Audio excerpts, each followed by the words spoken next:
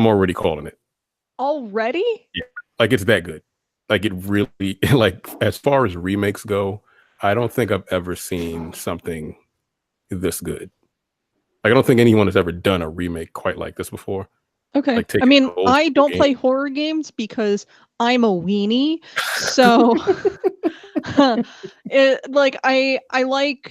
really like the lore of Resident Evil. I really like the lore of Silent Hill and those types of games. I know I'm not going to enjoy playing it. I'll watch other people play it. So like it's called a one-shot demo. So like is it over as soon as you fire your gun? Really? I don't know how they would do it. Look, I don't know. What the game starts and you get 30 minutes to do whatever you can. Oh, okay. Once the 30 minutes is up, it doesn't have a timer or anything like that. It's like it's a wrap. You're done. Okay. Do they start you at the very beginning of the game, or do they start you at not the very beginning? They start you once you get to the actual police station. Okay. Yeah, the police station, and you can do whatever you can. You get 30 minutes to do whatever you can.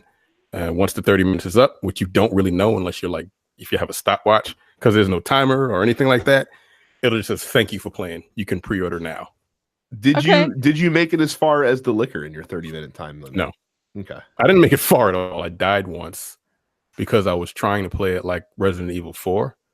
And in Resident Evil 4, basically you take the legs out in like 2 shots and then you can just like run past them. No, they take several shots to the legs before they actually go down. Or you shoot them in the head like 7 times to take their head off. I do remember watching the demo from E3. Like it seems like you have to shoot them a lot. You have to shoot them way too much. It's like, okay. And like Zombie Lore, 1 headshot takes them out. No. How's that going to work in a game that's going to be very limited on ammunition? They give you enough ammo in the demo at least, but I was like, yo, this is kind of weird. I don't like. Yeah, it's good though. It's very good. Like I had to play it when it was like dark and because that's the only way to play it. And now after playing this, I want to see like a remake of the Nemesis? First Silent Hill. Oh, I know a lot of people are saying like. Or after the Resident Evil 2 remake got announced, people were like, so y'all are doing Nemesis next, right?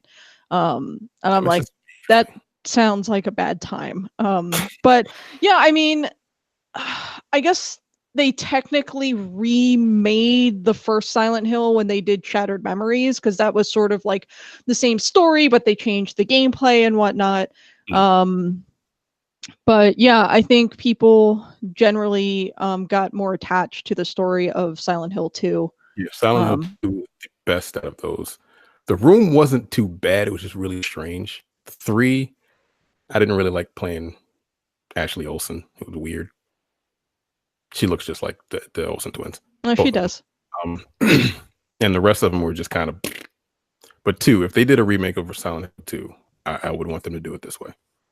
Like, imagine that real, like, the first time you see Pyramid Head for the first time and just, like, super updated high def. Yeah. Make Pyramid Head scary again.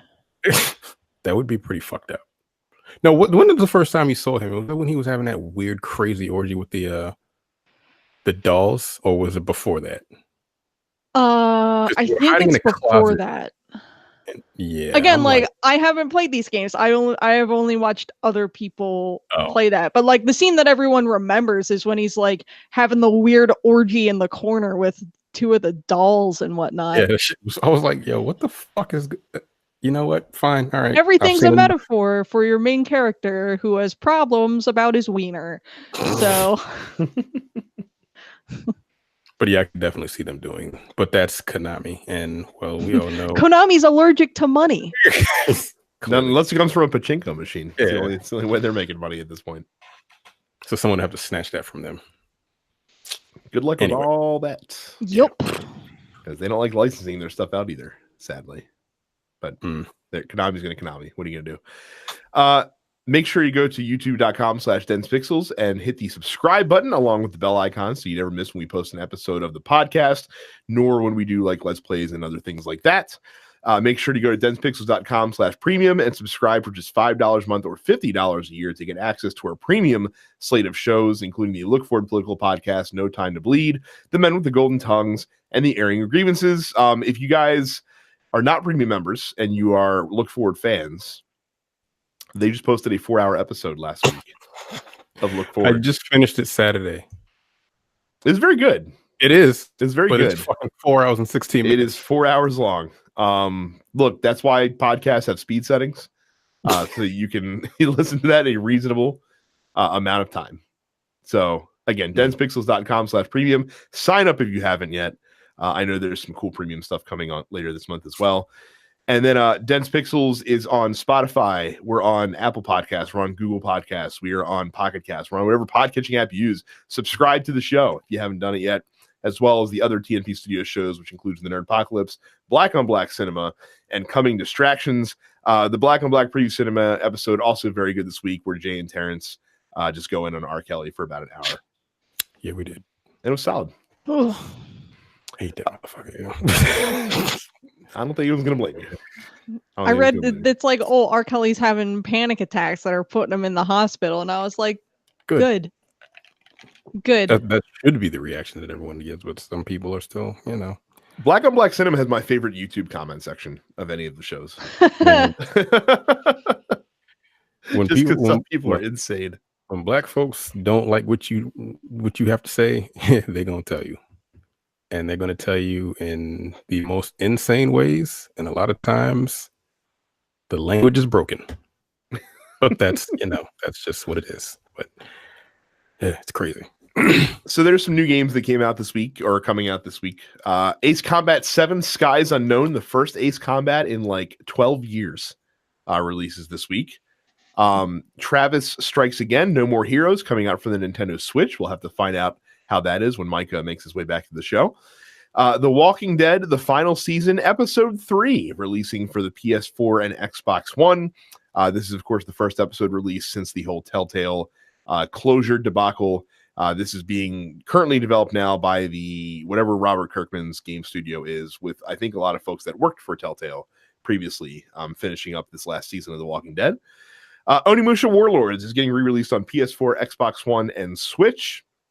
Guacamelee 2 finally has appeared on Xbox One, so you can look forward to one of the best Metroid games that there is out there right now. And then the Grand Tour game, which is a racing game of some kind, released on PS4 and Xbox One this week. That's pretty much it. No release date announcements, no new game announcements. So I will pass the baton to Terrence with our headlines. Right. I just had this open. Here are the top downloads for the PlayStation Store in 2018. PS4 games, number 1, Call of Duty Black Ops 4. You played that, right? I did. It was pretty good, but then I did. It was good. Destiny called you back. Red Dead Redemption 2. Wow, Call of Duty beat Red Dead. Yeah. Call of Duty has a wider appeal than Red Dead. Marvel Spider-Man, God of War. Spider-Man 3, God of War 4. Grand Theft Auto 5. Yeah, this was the standout when I first saw this. Oh, I was not for me. Not for me. It never dies. People are still out there buying GTA, and it's been what, 5 years since that game out in came out? 2013 or something like that. Yeah, 5 or 6 years now. Here's something. Grand Theft Auto Online sucks. Like, unless you actually pump money into it, it sucks. But that's what they're doing. All of that, the DLC is free. All of it is free. But you have to have a lot of money to enjoy any of it. I'm talking about millions of dollars. And shark cards are like $20 for like $2 million. I don't know how much. I don't know what the conversion is. That's a lot of money. They basically have created like a handheld game on fucking PlayStation 4, the PC, and Xbox One. Nah, yo, I don't see how that shit is still 5. That's crazy. Whatever. People got a lot of money to burn. Number 6 is NBA 2K19. What the hell? 7 is FIFA 19. 8, Monster Hunter World. I have not played that game in like 9 months. I'm pretty sure that puts you in line with everyone else in the world. No, people still play that. People are still like, they constantly have like they have all of the special festivals and shit each season. They're coming out with an expansion next year in the fall of actually this year called Iceborne or some shit like that. Winterborn, I don't know what the fuck it's called. Like a whole ass another expansion for this game in like September. Is that going to get you back? What? Is that going to get you back into Monster Hunter? I was thinking about jumping back into it not too long ago, but then Dragon Ball kept calling. So but I do want to get back into it because they've added different monsters, they've added a whole bunch of new shit to it, but I just haven't. It's a lot to put into that game, and people are willing to do so. And yeah, a lot of people still play it. Like I don't know, nobody but like you can jump on there and you have no issue finding a four-man team to jump into and fuck shit up with. Number 9, Far Cry 5. That's interesting. It was one of the best-selling games last year. Was it really? Yeah, it sold over, I want to say, at least 4 million copies, if not more. So. And 10 is Madden 19. I didn't know people still played Madden. People do. The only surprise for me on this list, I don't know. Maybe I shouldn't have. It might have been naive of me to think this. I'm a little surprised Spider-Man beat God of War, but then I guess Spider-Man has more casual appeal. Than God of War does, which would explain that. 2K beating FIFA is also surprising. I don't know if this is just the US PlayStation Store or if it's from the article's from SIE America, so it stands to reason this is probably just US sales. I'd have to imagine FIFA would be higher if you're incorporating international sales as well. They have free to play as well. I don't care about Vita. PS. Why hold on, I want to look at the Vita list real quick because I think it's sort of interesting that the God of War collection and then Persona 4 Golden, which came out years ago, are the top 2. I can understand God of War collection being at the top because this is probably people trying to psych themselves up for the new one. And then Persona 4 is people who had never played a Persona game before being like, wow, I really enjoyed Persona 5. What do I do now? And then they went back and they bought ostensibly the best version of Persona 4. One of my favorite games of last year. It didn't make my top 5, but one of my favorites, Digimon Stories Cyber Sleuth Hacker's Memory, placed at the number 5 spot for the Vita. It's a really good game. You should play it. Undertale cracked the top 10 as well. Yeah, I guess I'm a little surprised that Undertale isn't higher than it is, but at the same time, by the time Undertale came out on the Vita, everyone who was going to play it had already fucking played it. So, I don't know. I don't know why they bothered to have a free-to-play category on here. Like, I feel like that they just put it on there just to remind everyone that Fortnite is still the most popular game in the entire world. You got Fortnite H1Z1, which is basically the same as Fortnite. This is a little bit more easy to play because I don't have to build shit. I actually like H1Z1. I'll jump on that every once in a while and play a couple matches. Brawlhalla, I didn't like that. That's basically Smash Brothers. Smash Brothers, right. Warface sucks. Paladins is good. That's just Overwatch, free to play. Warframe is good. Pro Evolution Soccer, I didn't even know that was free. It's a light version of the game. It's not the full shebang. Fallout Shelter, people like that when it came out. DC Universe Online, I didn't know that was still free. I didn't even know that was still on. People still play that. And America's Army, I didn't know that existed anymore. What is Warface, Terrence? I don't think I know what Warface is. Warface is basically a first-person shooter in the vein of like a Call of Duty. That's it. It's very generic. But what do you do? It's a first-person shooter. Is it just multiplayer? Oh, okay. Yeah. Like 4 versus 4 or 6 versus 6 or something like that. It's not very memorable at all, honestly. It's weird. It's weird to even have free-to-play on the list because really, like, the quantity that you can measure to determine the success of a free-to-play game is how much revenue it generates.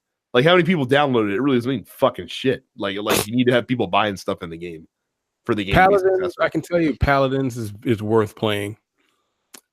H1Z1 is fine. Warframe is definitely worth playing. And the rest of these, I don't know, whatever. And of course Fortnite, everyone plays Fortnite. Like I said, I always find these lists interesting just because we get hyped in the minutia of games, and also we're like into the hardcore side of the gaming industry, the enthusiast side. And this list always just serves as a reminder that there's a lot of casual video game players out there, and that there's a reason that sports games and stuff like Call of Duty are so popular in the market, because they sell really, really well all the time. Yeah. I can't believe fucking Madden is still in the top 10. Like, for the US, I understand. Like the last 5 years, though. Like, okay, whatever. That's why they don't have to do anything to make it better, because people just keep fucking buying it. All right, whatever.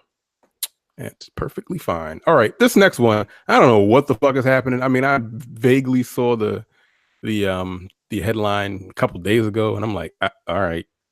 So I'm gonna let Brad handle this. Yeah, I'll walk us through this, because it's quite a fucking thing. So apparently, a little while ago, about a month ago, Gearbox filed a lawsuit against their former attorney, whose name is Wade Callender with 2 L's.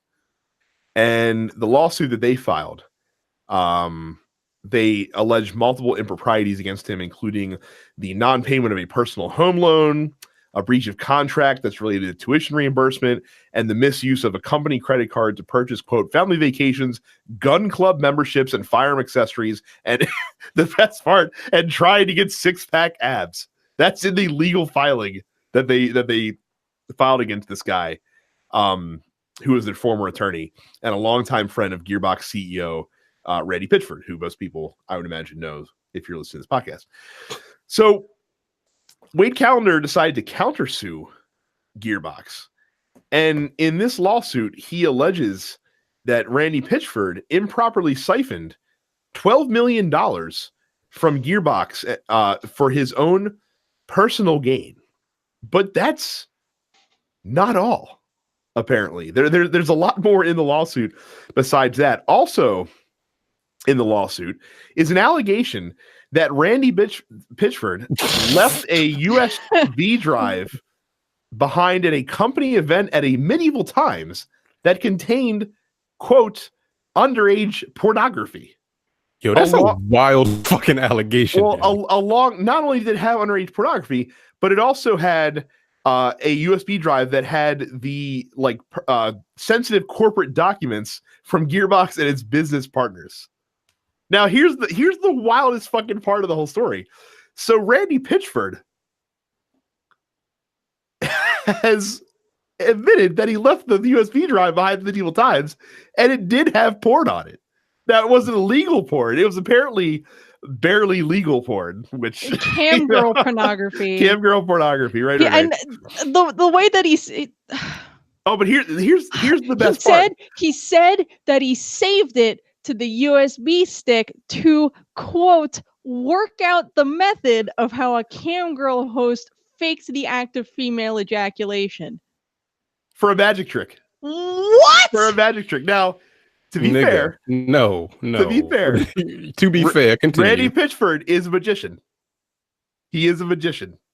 So he is. He does perform magic. But yeah. that's quite a dubious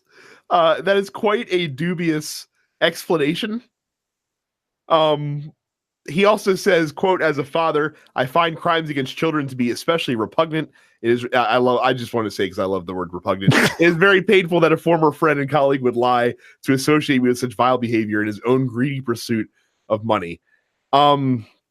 The complaint also alleges peacock parties thrown by Pitchford where adult men have reportedly exposed themselves to minors to the amusement of Randy. Well, if these are fake, we gotta fight. Don't accuse me of no crazy shit like this. Well, so I'm going to fight you in court, like thing. physically. The fact that it is a countersuit to Gearbox's original lawsuit tells me that this is a legal ploy that this guy is using to try to get both lawsuits settled in a way that's more favorable to him. Now, these are some wild fucking accusations. I'm sure there is at least a kernel of truth into some of them, if not all of them. He said it was barely legal porn. Right, exactly. That is a fucking wild explanation. That's insane. I just by the way, I hate the whole oh, well, I'm a parent, therefore I would never. And it's like, do you not ever read any of the statistics regarding adults that commit that kind of stuff, Yeah, it's because a usually lot of family them members. are fucking parents, And parents, and it doesn't mean shit. No. It really doesn't mean a goddamn thing. Yo, this is fucking bizarre. Here's my thing, and the best take that I heard in this came from none other than Jim fucking Sterling's son, and his weekly YouTube channel, and that is Jim Sterling's son. He calls himself he refers to himself as Jim fucking Sterling's son, like I'm Jim Sterling's son, like not Jim Sterling's son. Oh, okay. So right. Anyway, have 2 USB drives. Like, why do you have this porn on the same USB drive as like these sensitive company documents? Right. Like, why do you have that USB drive with you? You have your work external and you have your porn external. They should not be the same external hard drive. Right. I wish Micah was on the podcast this week because he could allege, he can stipulate to this. Micah has a hard drive filled with pornography. I mean, he ain't the only one. But what I'm saying, it's a normal thing for humans, for adults, to have a dedicated external thumb drive, hard drive, or whatever, just for their naughty things. But the idea that he would also keep sensitive work documents in the same folders as his wank bank.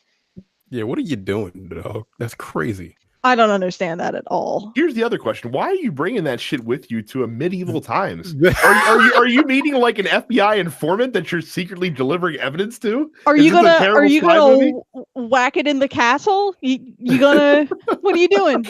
Like, did he get off of work? I don't know. Apparently it was a company. Apparently it was a company event. Allegedly, go to medieval times and bring my USB drive with company documents and porn on it. For whatever the fuck. It's like, disregard that folder. Does that? No, that's weird, yo. So what was he gonna do with the actual drive? Okay, he's done with the meetup. He's got it. But no, why did he bring it? I don't know. Was he gonna like show people? Yo, men are dumb as fucking shit. Yeah, we are really fucking stupid. For what it's worth, Gearbox has filed a grievance with the State Bar of Texas, alleging that Calendar's suit is complete fabrication. So. Yeah, I'd be like, yo, don't accuse me of some crazy wild shit like that, because I'm gonna want to fight you, like physically, not in court and physically, because if it's not true, I don't like being accused of shit I didn't do. Yo, I might punch you in the mouth in court, and then I'll go to jail for that. So we will have to see where this story goes over the coming months as it gets drawn out through the legal process. But man alive, what a fucking story this is. He's into camgirl porn. Well, Terrence, it's work research. What the fuck? Yo, I'm into camgirl porn, and I gotta watch it to pull a rabbit out of my hat. Okay, sure, Randy, whatever, dude. You're a weirdo. God damn. Yeah, that's fucking nuts. Rocket League now crossplay across PS4, Xbox One, Switch, and PC. That's dope. So this is the second game? The second major one, yeah, for sure. Yeah. From what was that? What's the first one? Fortnite? Fortnite, yes. Yeah, so Fortnite and now Rocket League, which is still fun, but I have not played it in like a year. It's still one of the most popular games that's out there there online. So yeah. So that's cool. Like, you can play with your friend if they have different systems now. I still don't see this being a trend, but those are 2 huge games that will benefit from it. Next up, Games Done Quick raises $2.3 million for charity. Is this the Doctors Without Borders? Or they? No, so the Doctors Without Borders benefits from Summer Games Done Quick, and all of this went to the Prevent Cancer Foundation, which is awesome. I spent a lot of time last week watching Games Done Quick and not working. Is this your Evo? I really like Games Done Quick. It's dope, but like sometimes I'm like, y'all niggas are fucking. Y'all some true nerds. Yeah, like I really enjoy watching games that I've played and games that I would never play just sort of get turned inside out by these guys. The final total was $2,395,553, which surpasses last year's total by more than $100,000, which is awesome. Like, I find speedruns super entertaining. There's a lot of things about Games Done Quick that I really like. The fact that it's raising millions and millions of dollars for charity is awesome. But then there's stuff that I sort of roll my eyes at. I still don't like that there's not a lot of female speedrunners featured. It's mostly men, and it's mostly white men doing these runs. And I think now, is that a thing because it's just they're the ones doing it, or they're not looking? Or is it they're not looking for women? I don't color know. Or whatever. One of the runs that stood out to me was a run. I don't remember the runner's name, but she ran the Guardian of Light Lara Croft game. And she was awesome. And I was just like, wow, a woman. My crops are watered. Like, thank you.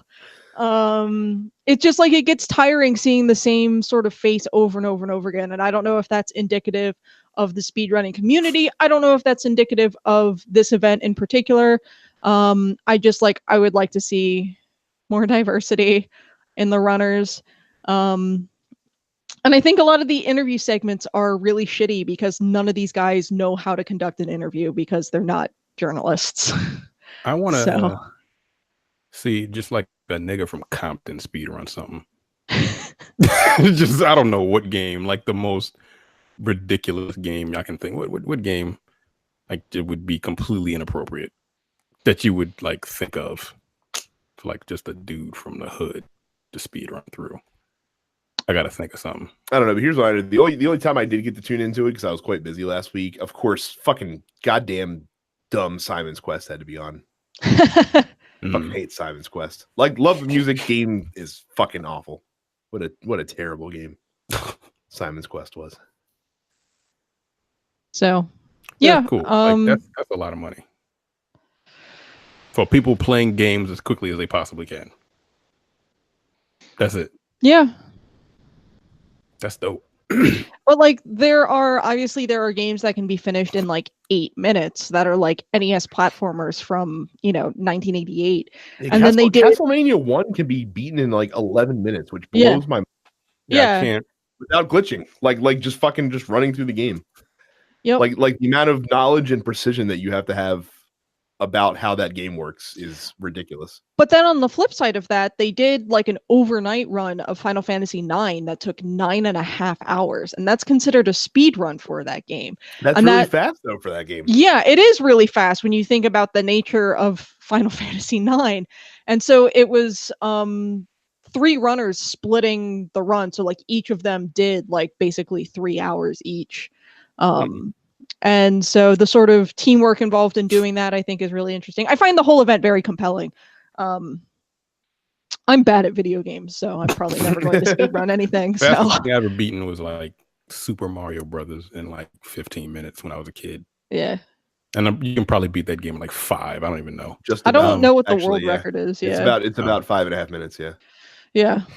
And like the world record on that is like by a split second faster than the next best guy at this point. The only game I would be interested in learning how to speedrun, of course, would be Golden Sun. I'm pretty sure you are the authority on speedrunning Golden Sun. No, I'm not.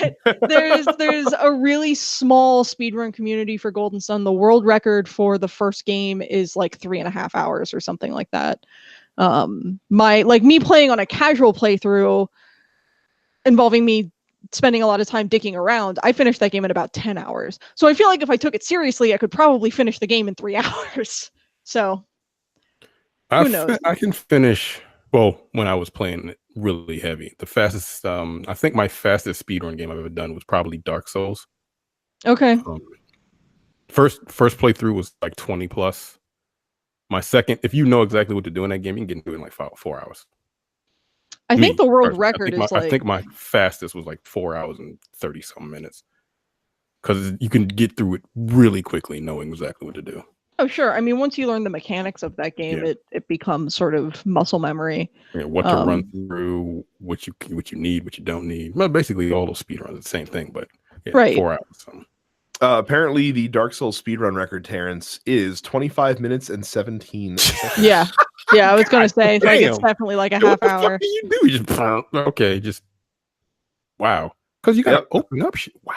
I'm looking at speedrun.com. The regular any percent on PC is 31 minutes 51 seconds. Any percent force quit is 20 minutes 44 seconds, and all bosses run is 1 hour 6 minutes 53 seconds. Damn.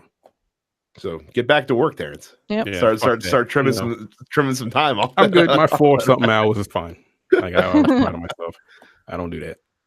Nah, I'm too old. And finally, this dumb nigga Soulja Boy has another. Yeah. Like, here's the thing. We looked at all of the consoles on that website. Remember that when we did this his first time? This was one of them. Last week, this wasn't one of them. Last week, we talked about how if you went to SouljaGame.com, it redirected to Nintendo because Nintendo probably slapped that boy upside the head with a C&D. And he was like, "Oh, I had to stop. I had no other choice." And then, like, 48 hours later, he was like, "I'm back with a new handheld." And look at that image and tell me that that's not just a bootleg Vita. That's a Vita. But no, what website did we go to? Maybe I was the only one that went to. It was Soulja Game. No, it was Soulja Game, but then the actual company that makes these bootleg systems. I went to AliExpress. Yeah, I went to that website, and this is one of their systems. Oh yeah, he's just buying a different handheld and just slapping putting a Soulja Boy sticker on it and selling it for 4 times as much. I declared last week that it wouldn't be too soon if I never had to talk about Soulja Boy on this podcast ever again. And then this asshole has to fucking walk away from getting sued by Nintendo and come out with a bootleg. If you're gonna bootleg any console, it's really going to be the PlayStation fucking Vita, one of the worst consoles of all time. Not only is it a PS Vita, but it's a PS Vita with the technical specs of a PSP. Yo. What are you doing? Yo, this nigga. What are you doing? I thought we were going to be done with Soulja Boy, and Soulja Boy said, "Nay, we are not done." Here he is. He's back. Let's see what he's saying on Twitter. I want to see what he's saying on Twitter. Oh my god. He what he's saying on Twitter is he had the biggest comeback of 2018. Did he release a second song? By what metric is that statement true? I don't know. Ask him. Ask Soulja Boy. Tweet him. Well, I don't know. He's also selling a Soulja bot. Which is a small robot that can dance, apparently. Let's see. Soulja Game handheld. Why in the image that they have on the website, that is also the image at the head of this article, is the console shown upside down? What marketing genius made these renders? Oh, for God's sakes. Is my question. Maybe those cars are driving on the ceiling. You don't know that, Brad. Soulja Game handheld, apparently $200, was on sale for $99.99, which is still an exorbitant amount of money to pay for a $20 piece of shit. Oh, look, the system is upside down, but the render of the game image is correct in terms of the perspective that it's being done from. That's quite amazing. What are you doing? What an idiot. I hate this guy. I hate him so much. Why are you invading this podcast? I really want to know, because like on the previous Soulja Game handheld that got him slapped in the face by Nintendo, like it listed, it was like it plays all these old Nintendo games, and now it is not listing what type of games that this thing plays. Because you'll get sued. You're gonna get sued anyway. Sony's gonna fucking sue you, and then you're gonna be redirecting to fucking Sony.com or whatever the fucking website, PlayStation.com. Yup. What a dummy. What a dummy. God, I hate him. Why do we have to talk about this guy? piece of shit. He's gonna be back in the news next week because they're gonna assume he's gonna drop it and he's gonna tweet something dumb. I just moronic. Look at the full catalog here. He's selling a fucking shitty portable DVD player as the Soulja game portable screen for $107.99. He's sold anything. He's basically just hawking all sorts of bootleg shit. That's like what I don't look. Has he sold anything? Has anyone purchased a Soulja Boy anything? I mean, the Soulja drone and the Soulja game handheld are both currently listed as sold out. So, yeah, what are you people doing? Like, what the fuck? Okay, I can't. I don't know anyone else that has ridden the popularity of one song to such ridiculous heights. I'm sure he has other songs. Look, he apparently allegedly he is a producer. Fine, make your money being a producer. Stop making bootleg game consoles. Why don't he's not even making bootleg game consoles? He's buying shit from China and reselling right. Stop letting it. your name be put on bootleg game consoles. That's really all that's really happening at this point. What an idiot! I hate Soulja Boy. Please, I'm begging you. Please stop. The only thing I hate more than Soulja Boy is the fact that we're gonna have to talk about him in the future. Yep. When this inevitably reaches its conclusion. Yep. Which it will probably happen in a week. This guy's a dummy. Mm-hmm. I'm not a fan of persecution complex, folks, guys. He drives me nuts. Biggest comeback of 2018. Get the fuck out of my face. I don't even know what he's talking about. No, I think he was talking about music, but I don't know what the fuck record he put out. What other song has he released ever? I don't know. I didn't like Soulja Boy. Crank that, whatever the fuck. I was old. I was too old at that point. I was too old at that point, and I was 17. He's your age. Yeah. He was born in 1990. I'm older than he is. Oh, by a year. By probably like 6 months. Now he just does a whole bunch of like Instagram videos talking about how he shoots people with like AK-47. I'm sure he does. All right, I'm done with him. He gets on my nerves. So that's it. You know what? Don't give Soulja Boy your money. Just don't do it. You know who you should give your money? Giant global corporations. We all use Amazon.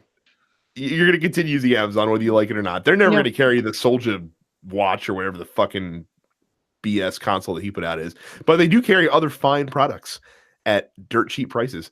Make sure whenever you go to Amazon, use our affiliate link, densepixels.com/Amazon for anything you purchase on there, big or small. You'll pay the same low Amazon prices, and we get a small percentage of sale. Look, guys, Jeff Bezos is going to need to paying out some serious alimony here soon. He needs all the money that he can get. $160 billion can only go so far. It can only take you so far, especially when your wife is making 50%. And by the way, the mistress, when I first saw the picture of her and the picture of him, I was going to make a really, really rude ass comment. That would be super rude. He looks like a thumb. Like, well, that's also who true. Looks like a thumb? Jeff Bezos looks like a thumb. He looks like the nerd that just started working out. And look, what does the mistress look like? Take a look at her picture. Like I said, I'm not going to make such a rude comment on a public podcast. We are not past the hour mark on the Look Forward podcast. You could get it there potentially, not here. No rudeness coming from me. I will just remind you to go to densepixels.com. Is this her? Amazon. I can't. She looks like she's started her plastic surgery journey and has not quite finished it yet. Oh, that's a way to put it. You know that woman that decided to look like a cat? That woman that had plastic surgery and she wanted to look like the Beauty and the Beast, the Ron Perlman version. That's what she remember. Like the woman she looked like a cat. The crazy woman that looks like a cat. Like Google cat lady. You're probably gonna get a woman with a bunch of cats. Google cat lady, you're gonna see me. Like the woman looks like a cat. Like she looks like she's had some plastic surgery. Yeah, you can definitely tell. Okay. Her. Right. Her. Oh. Wow. Okay. So how did that's gonna be a yike for me, Doug. How did they find out? Was it her husband that Maybe. I don't. Wasn't he I like an didn't catch all investigative the report? details. Wasn't he like a cop or some shit? Well, that would be unfortunate. Lauren Sanchez wants mediation with cuckold movie mogul husband Patrick. Wait, what? I'm confused. Okay, I'm gonna go ahead and move on. Wow. Let's move on from that. I'm gonna vote we move on. I didn't come on Dance Pixels to talk about cucks today. Well, let's move on to another giant corporation, or at least one that's building up to be a giant corporation, and that is Epic Games. Of course, they had recently brought out the Epic Games Store, the first legitimate competitor to the Steam monopoly in the PC space. And they might have gotten one of their big first catches, because apparently the Division 2 is going to be skipping Steam, and they're going to be publishing that game or selling it through the Epic Games Store. Now, there's still going to be Ubisoft, of course, also has the Uplay store that they run. It will also be sold through there. But most importantly, the game will not be releasing on Steam at all. Ubisoft also said that they are going to be partnering with Epic on additional titles coming to the Epic Games Store that'll be announced throughout the year. This to me is a very, very big piece of news, because it's one thing for like indie games and things of that sort to say, hey, we're going to publish on the Epic Games Store and maybe we won't do Steam because the cuts are a little bit better. This is the first major publisher that is kind of giving the hand to Steam and going over to the Epic Games Store. Yeah, I mean, it could be a very big bellwether of things to come for sure. Ubisoft is ostensibly one of the top 3 or 4 third-party publishers. So for them to issue Steam in favor of the Epic Games Store, I think is a big indicator of things to come in this industry. I mean, good for them, good for Epic. I mean, as I said, I think the last time we talked about this, I am so excited for there to be a legitimate competitor to Valve and to Steam as far as this is concerned. I think it's a bit overdue. And if it took Fortnite taking money out of every child's pocket in America and around the world to make it happen, then so be it. Every child's parents' pocket. I mean, they don't have their own money. So it's got to come from someone's credit card. I thought we talked about this, but I saw this elsewhere. So yeah, I mean, someone has to go against Steam with their shenanigans. Doesn't Steam just put whatever the fuck? It doesn't matter what the hell. It's almost like the PlayStation Store. Pretty much, but it's still the main hub for publishing on PC. So even though a lot of bullshit gets published on there, most big developers are still going to publish their game because it's the store that people go to. And like I said, so the biggest problem that the Epic Games store is going to have competing with Steam is the phenomenon that I refer to as all my stuff's already here, which is the reason why people don't like to move, because moving involves like packing up and moving shit from one place to another.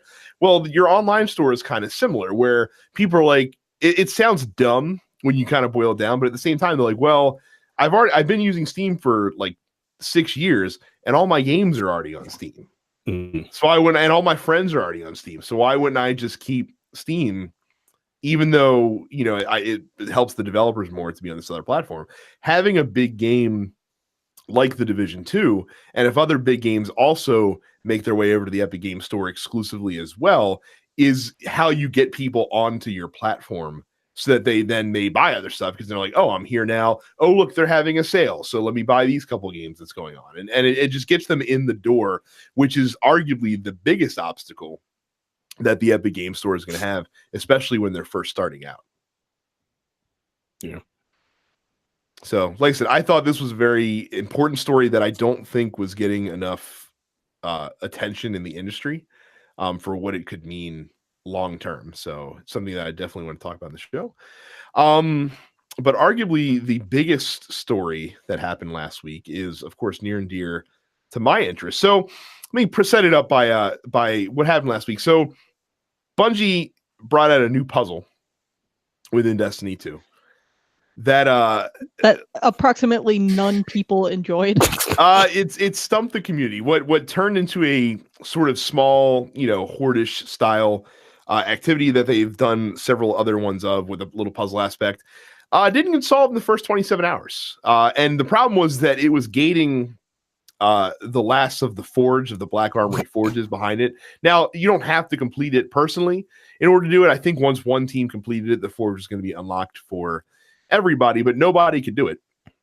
And so they end up unlocking the forge separately, and they had to give more blatant clues for the last puzzle chamber to be solved, which it finally did eventually. But no one's talking about that anymore, because the big Destiny news happened a couple days later, where Bungie and Activision announced that their 8-year relationship, their partnership that they had with each other, is coming to an end. And perhaps most surprisingly and importantly is that Destiny, or Bungie, is keeping the rights for Destiny, the Destiny IP, in-house, and they will be publishing the game going forward. The statement from Bungie reads, today we're announcing plans for Bungie to assume full publishing rights and responsibilities for the Destiny franchise. Going forward, Bungie will own and develop the franchise, and Activision will increase its focus on owned IP and other projects. Activision and Bungie are committed to a seamless transition for the Destiny franchise and will continue to work closely together during the transition on behalf of the community and Destiny players around the world. So a lot of thoughts, a lot of jumping to conclusions people are doing based on this news. Lot of buzz in the Destiny community. So we'll talk about that because it is pretty interesting in a couple different ways. So the general feeling among the Destiny community is that this is a net positive move. And I struggle to see how it wouldn't be, considering that in the story where this was originally reported by Jason Schreier on Kotaku, upon hearing the news, Bungie employees cheered loudly and were literally popping champagne in the Bungie offices. I think it was popping bottles. Like, they were popping bottles out from under the fucking Activision regime. Apparently, the relationship was a little bit more strained than many people knew that it was. Wow. I mean, I feel like, Activision has been around for a long time, for the longest time as far as third-party developers and publishers are concerned. They were the first. But obviously that means, that doesn't necessarily mean they're the best. I feel like over the last 10, 15 years, give or take, Activision has really sort of slid backwards hardcore as far as the quality of titles that they've been publishing. Like, what did they have? They published Guitar Hero, I guess, when I was in high school, and they published Skylanders, which I know made them a decent amount of money, and they published Call of Duty. But beyond that, I don't think I could tell you like a big Activision owned property or an Activision owned developer besides Destiny and Bungie. Oh, so, they have Call of Duty, right?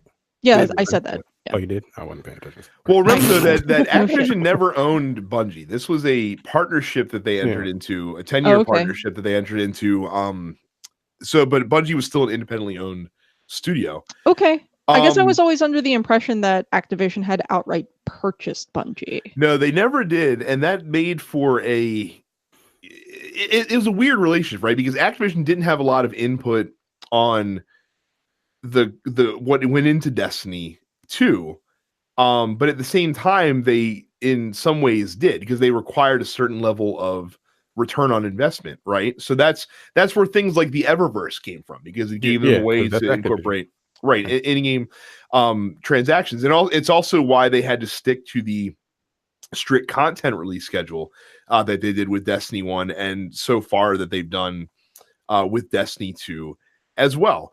And so I think the biggest thing that Bungie loses here in severing this relationship is they do lose one thing that Activision could provide them, and that was the huge money marketing machine behind it. Because I don't know if you guys remember this when Destiny 1 came out. I don't remember what it was for Destiny 2, but Destiny 1, Activision literally spent $500 million. Yeah, I remember that. No, I remember that. Yeah. I was working at GameStop at that point in time. And that can't be understated. That's a lot of fucking money. Yeah. To market a game. And so Bungie, as big as Bungie is and is probably financially stable as Bungie is, that's not, you can't duplicate that. Like you need a publishing partner to duplicate that. So marketing is going to hurt. But at this point, Destiny is Destiny. Do you need that type of marketing at this point? Destiny was brand new when it came out. When like Destiny was a new IO, or IP. Do you actually need $500 million to do that at this point? Probably not. And I believe that it'll probably be a better product because Bungie can put more time in. Like if they come out with a Destiny 3, whenever that may be. If they come out with Destiny 3. Yeah, if so. But any kind of future, whether it be DLC for Destiny 2 or a completely new Destiny itself, if they decide to continue this franchise, like I think they'll be able to put more time into it instead of having Activision strict like release dates and shit like that. So you won't have the debacle that they had with Destiny 2 first coming out. Well, and that's the thing. Terrible, right? And that's the thing that so like now they don't have to come out with like a big $40 expansion in September of this year. Like they're not beholden to that release schedule anymore. They can and it kind of gives them freedom to do a lot of different things. Like you said, Terrence, Destiny 3 could certainly happen. But what if it doesn't? Like what if Destiny 2 is just becomes a platform and it gets iterated and has new content released for it, similar to how like a real MMO kind of would. Instead of having like a new numbered iteration of the game, you just continue creating content for that game based on the platform that it already sits on.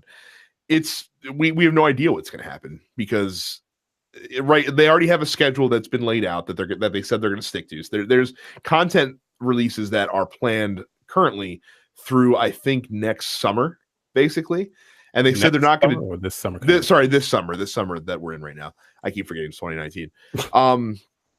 So they're going to stick to that plan, and you kind of have to. I mean, this stuff gets planned out far enough in advance that you can't really turn on a dime when something like this happens. But yeah, where it goes from here is kind of anyone's guess, I guess, at this point. And to be clear, like it could be a change for the worse. Like no one has any idea what's going to fucking happen with this situation. But I feel like that giving a company like Bungie more agency over what they're doing is probably only a good thing, because now they can truly make Destiny what they want it to be. The flip side of that is now there's no scapegoat that you can blame if things go sour. Like before, a lot of folks in the community blamed Activision for things like the Eververse and things of that nature. And because they were the big bad boogeyman that was easy to cast blame on. But now you don't have that safety net. Now if something goes bad, it's Bungie's fault. So it's going to be interesting to see what happens. I was pretty shocked when I heard this news because the only indication that this might have been coming is when Activision a couple months ago had said that Forsaken didn't perform up to their sales expectations, but that doesn't really mean anything because I'm sure their sales expectations were ungodly. Ridiculous, yeah. Right. So yeah, it's tough to say what's going to come from this because we really don't know. But I know that I was excited to hear the news. Most people in the Destiny community are really excited to hear the news, and we'll see what happens. It's gonna be a crazy thing from here. I thought Activision was in the news for something else as well. I mean, they've been in the news lately because their fucking stock prices are taking a fucking tumble, which is I'm sure one of the reasons why they were also anxious to get out of this relationship as well, because they're losing a lot of money right now. I mean, both their and EA shares Activision shares have dropped $45 in the past couple months. But that's also indicative of what's happening in the market right now. Anyway. Everything's going to shit. My retirement account looks bad. Yeah, Activision to be investigated That's what I was talking about. Oh, that's right. Oh, that's right. Yeah. That came in super late. Hang on. I haven't actually read that article. Yeah, now they're right, but I just saw the headline and I didn't read it because I was doing other stuff. But yeah, that's what I thought. Ooh, fraud investigation. Yeah, that's it. Here, I'll read what I just found. Well, but let me preface this though real quick before we get too far. I'm looking at the articles for this. There are no articles publishing this story that I would say is a reputable source. Sure. Right now. So take this with the entire salt shaker at the moment. It's basically investors, some of the investors in Activision Blizzard have banded together in a potential class action lawsuit against Activision Blizzard in the wake of the separation between Activision and Bungie. The class action suit is apparently being handled by Pomerantz LLC on behalf of the investors. At present, the law firm is gathering investors to participate and basically to form the class for the class action, and is investigating whether Activision and certain of its officers and or directors have engaged in securities fraud or other unlawful business practices. No suit has yet been filed. This is basically a pre-suit, we're going to do this, we're coming to get you sort of situation.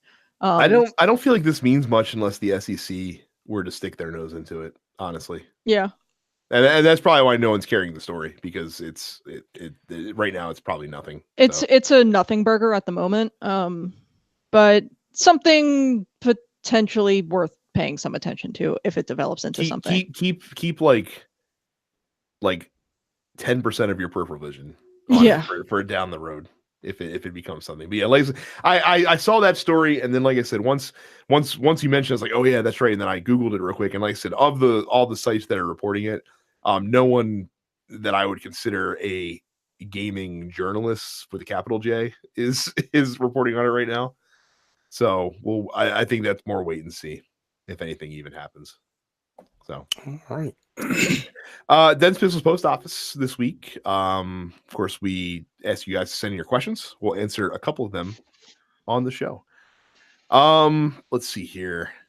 I will look at this. We'll start with Christopher's here. What do you think could be the biggest piece of gaming news that is going to come in 2019? I don't know.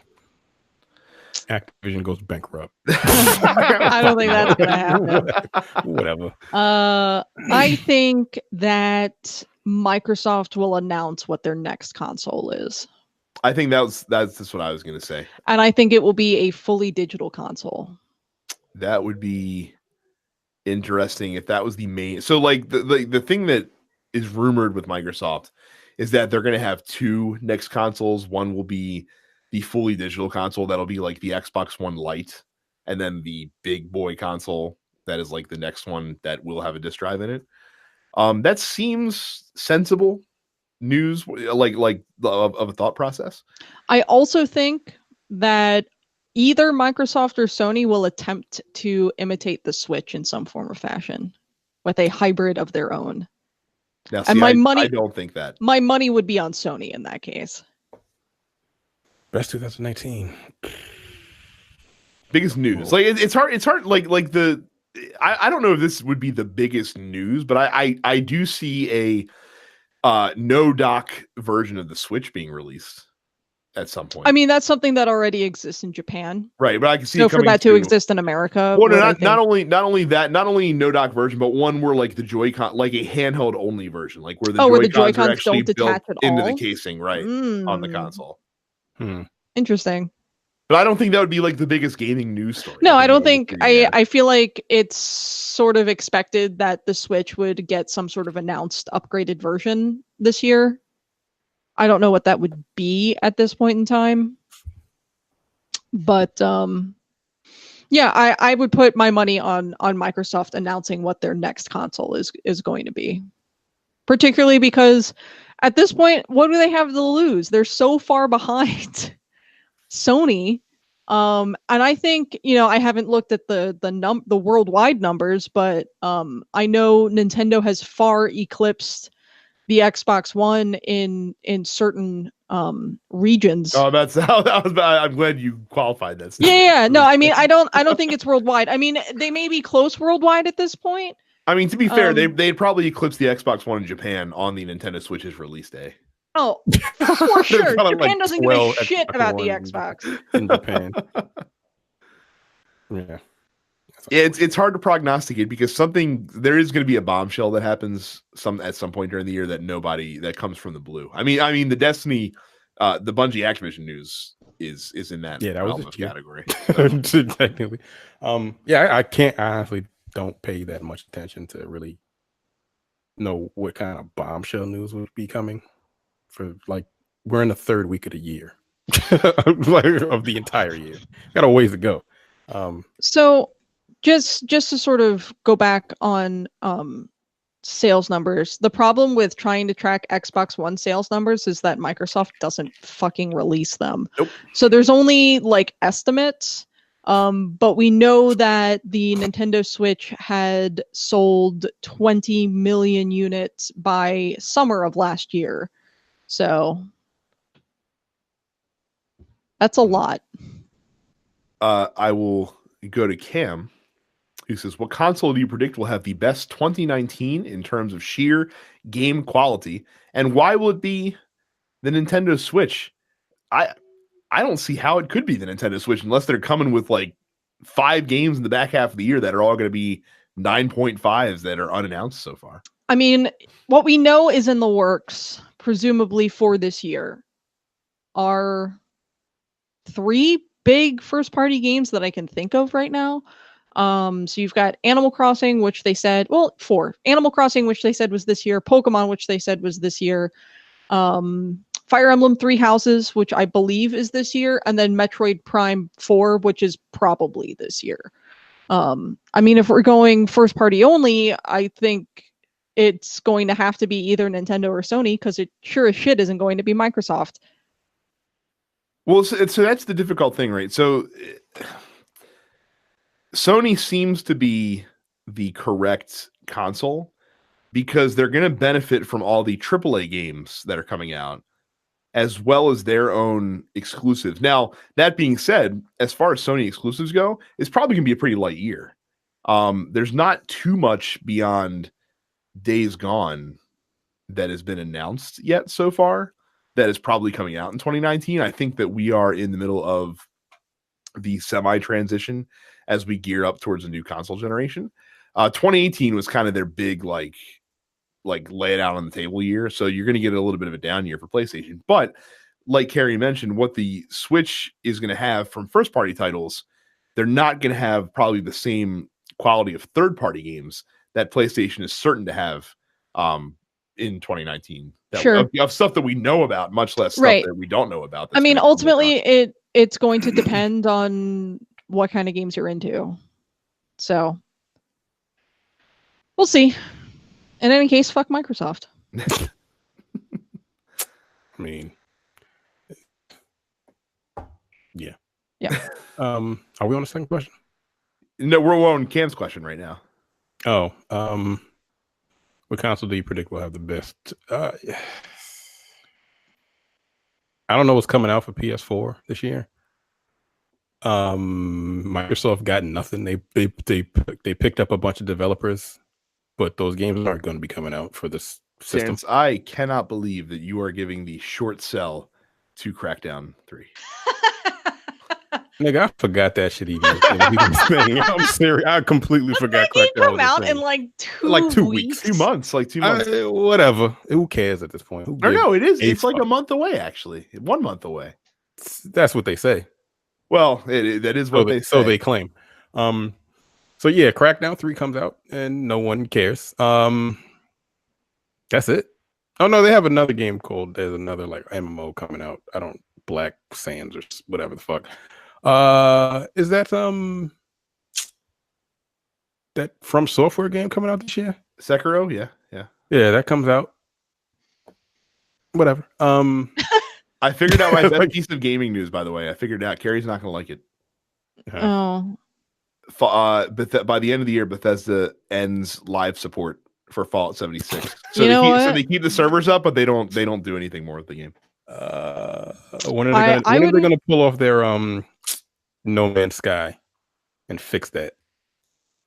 Hey, it took No Man's Sky 2.5 fucking years before that was any good. But that's because they were a really, really small developer. Like, this is Bethesda.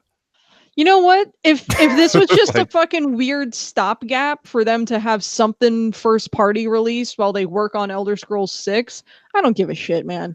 Todd Howard's got my fucking wallet already in his pocket. Todd Howard is gonna Bill Belichick fucking Fallout 76. Like, they'd be like, Todd, like, why'd you guys pull support? Like, we're on to Starfield. Todd, you got to answer the question. Why did you guys decide we're on the Starfield? Yeah. Honestly, probably the Switch. We'll probably have the biggest. The you said terms of sheer game quality. Quality. Yes. And why will it be this? Shut up, Cam. Yeah, it probably will be the Switch. I mean, I don't have one, but like apparently everyone that does have one loves it. But the problem is like that's only predicated on what hasn't been formally announced yet.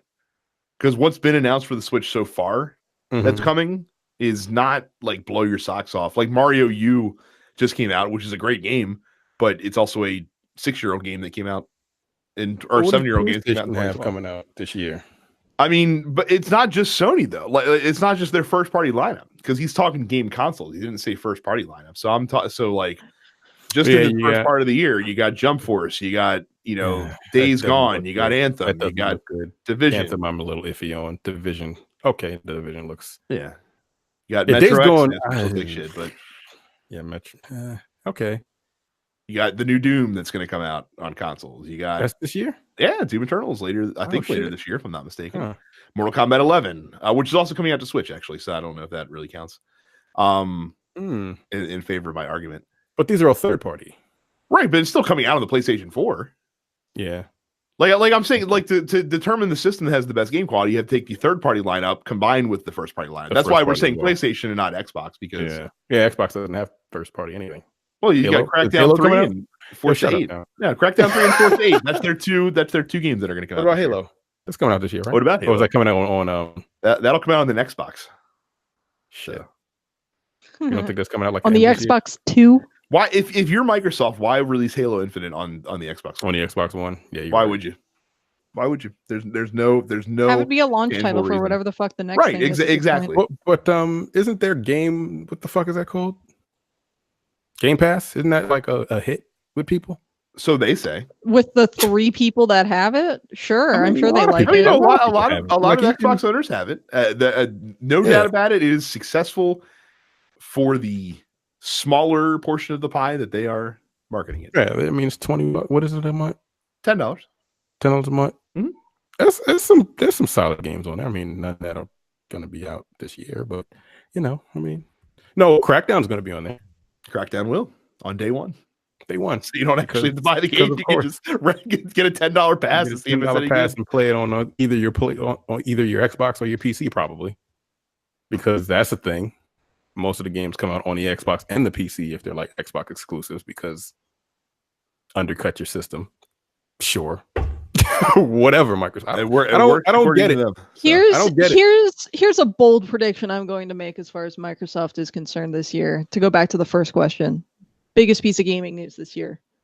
Microsoft will no longer make a dedicated gaming console, and they will instead focus to trying to market gaming PCs better to the general public, and they will focus more on expanding their exclusives via PC rather than via a dedicated game console.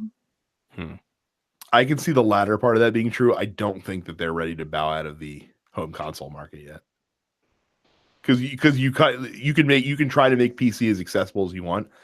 There's a good chunk of people just going to be like, no, I'm one of them. Yeah. Like I'm just not a PC person. I'm just not. I don't. I'd rather play a game on the television. We'll bounce around. Johnny asks, with Bungie leaving Activision, what gaming company would you like to see break free from their publisher? Rare. Yeah. So they can make real games again. No hesitation. Rare. Yeah. Let Rare go back to being a third party. Let Rare go back to Nintendo where they fucking belong. The thing is, I don't know a lot of companies and their publishers. You got BioWare under EA. I think that's the one. Yeah, for me. I think that would be my other choice. That's the one that I can think of. Where I'm like, yo, please. I think you take BioWare, let them go to Ubisoft and make beautiful magic together. Ubisoft would be so much better for BioWare than EA has ever been. That's what I would want for sure.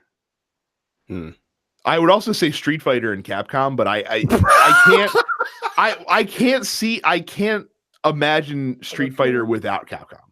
Like Capcom is so inextricably linked to Street Fighter. Because Capcom was developed by Street Fighter was developed by Capcom. Yeah, that's true. Not developed by Capcom. Oh no, that's probably why it's inextricably. You're right, because it's not made by. Fair enough. That's them. Fair play. Unfortunately, Capcom is primarily a developer that works. Like they self-publish, but I mean, they're coming back though. I mean, I don't understand with this whole fucking this fucking weird shit they're doing with Street Fighter 5, but January is turning into Capcom's month every year. But it's the last 3 Januaries have had a major Capcom release. Wait, what was last January? RE or Monster Hunter was last January. Was it? It was.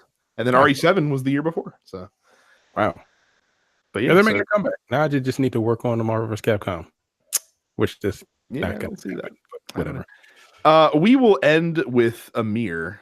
Kind of a callback to something we talked about earlier in the show, but we didn't really get into this aspect of. Do you think crossplay will be a big deal, or just it's there kind of endeavor? I don't think it will be. Like we got 2 games now that has it, but I don't know what tangible impact crossplay is actually going to have on the game industry, except for just being a convenience thing. Yeah. Honestly. I mean, I'm fine with it happening. Obviously, they're the 2 games that are able to fully use it are 2 of the biggest multiplayer games out there, Fortnite and Rocket League. So, I mean, I think it's only going to start being a big deal if you start seeing it happen in like Overwatch and Call of Duty and more, a greater variety of big AAA online multiplayer systems. Free to play, and like Rocket League is like $20. Yeah. And here's another thing. I don't think Activision is incentivized to want crossplay in Call of Duty because having siloed experiences allows them to do exclusive partnerships. Yeah. With the Sony and Microsofts of the world. They gain nothing from it. Content from like what? Destiny. There's stuff in the PS4 version that's not in the Xbox version. Right. If you do crossplay, can't really do that. Yeah, it's fucked up that way. So right. Yeah, I think it's a convenience thing, but like let's say tomorrow, like the world wakes up and crossplay now is enabled magically in every game. Like you took the green option in Mass Effect 3 and now every system is crossplay compatible. It's not like people are gonna be like, well, I don't need this Xbox, and they punt it out the window as soon as people are still gonna have the systems that they prefer to use for whatever reason. So I'm still sort of taking a wait and see approach. I mean, for me, it doesn't really matter that much because I don't really play online games because I'm bad at most of them.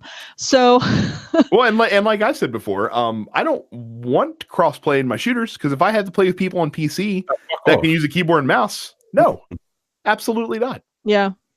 Nah, you give them niggas dedicated rooms. Fuck that. I don't need mouse keyboard because And then Micah will not have to buy 2 versions of the same game. That's really the biggest bet. Micah individually will be the biggest beneficiary of a crossplay universe, where Micah can finally Micah will become a millionaire overnight because he won't have to buy duplicate copies of every video game that he purchases that has a multiplayer component. Think of the life his son could lead. With his extra finances, if Micah could just stop buying multiple copies on console, he's really doing his son a disservice by being that guy that buys 2 copies of every multiplayer game. What an asshole! We'll throw one more in there with Justin. This will 2019 be the year that Dense Pixels does their own award show with categories that nobody cares about. Look, if you guys want to see the Dense Pixels Award with insane categories, or even like Dense Pixels superlatives, which are crazy, you make them, and I'm sure we will do them. Yeah, absolutely. But like they have to be like the most out of the box, like weirdly specific sort of categories. And we'll go over to Jay's and we'll film with the nice cameras and we'll all put on fancy suits and present those awards. And honestly, Justin is one of the guys to do those categories.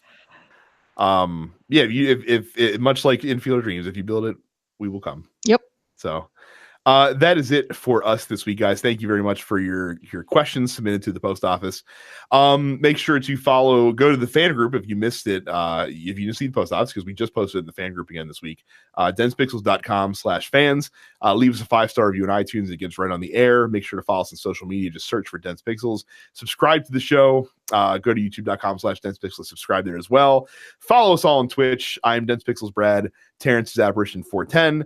Micah is Dense Black Nerd, and Carrie is Sup It's Carrie. I'm like getting real active on Twitch. Like I made affiliate. I'm going to have an emote soon, so you can subscribe to my channel. I have sub badges. You can give me money. I would very much appreciate if you gave me money. So please go to my Twitch and at the very least follow. I'm starting Golden Sun over from the beginning. I got my ass kicked the other day because I tried to do one of the bosses out of order, and surprise, I was underleveled for it and I got wiped. So yeah, basically every Sunday and maybe one other sort of weeknight as I feel like it. So very good. And again, don't forget to check out the other shows in the network as well. If you just listen to Dense Pixels, do us a favor, check out the Nerdpocalypse Black on Black Cinema and Coming Distractions as well. Probably still have a good time. If you like our sense of humor, you'll probably like the other channels as well, because we're all fucking assholes, and we do what we do. So that is it, guys. Thank you very much again for watching, and we will catch you all the next time. Thanks. You're watching the Dense Pixels YouTube channel. Click the subscribe button while you're here, and make sure you check out our weekly podcast where we discuss the latest gaming news and our impressions on what games we've been playing.